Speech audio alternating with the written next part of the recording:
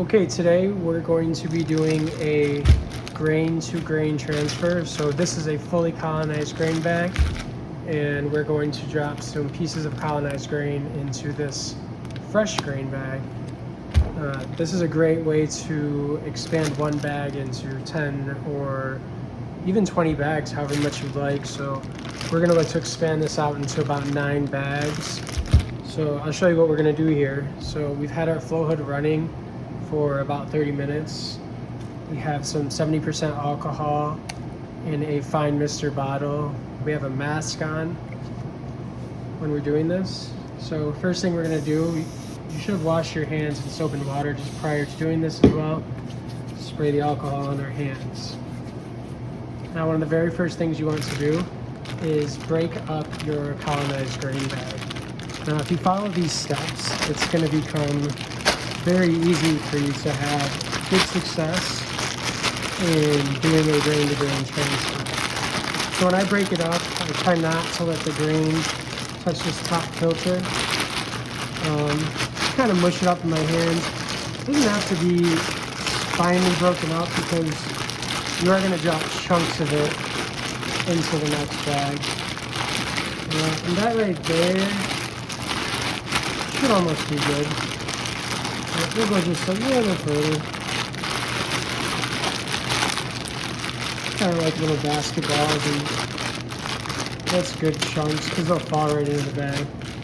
Okay, so our area has been sanitized. We sprayed it down. You can still spray it even more, 70% alcohol. We're going to spray our bag. We're going to spray our utensil. We have it's just a cookie rack on the side. It's a good thing to store your tools on when you're not using them. Kind of keeps them in the air there.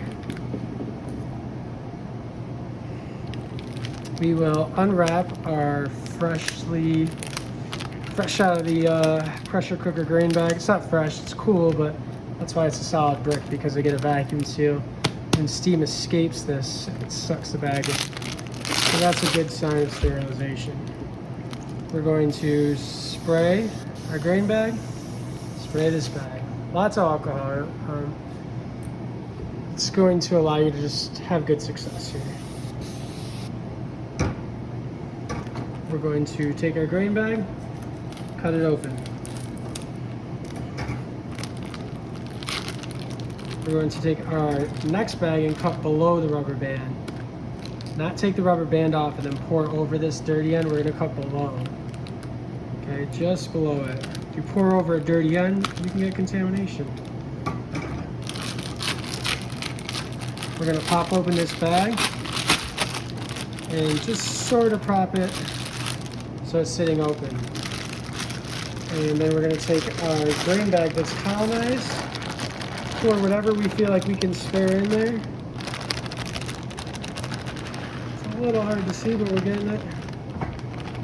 Getting it in there, getting it in there.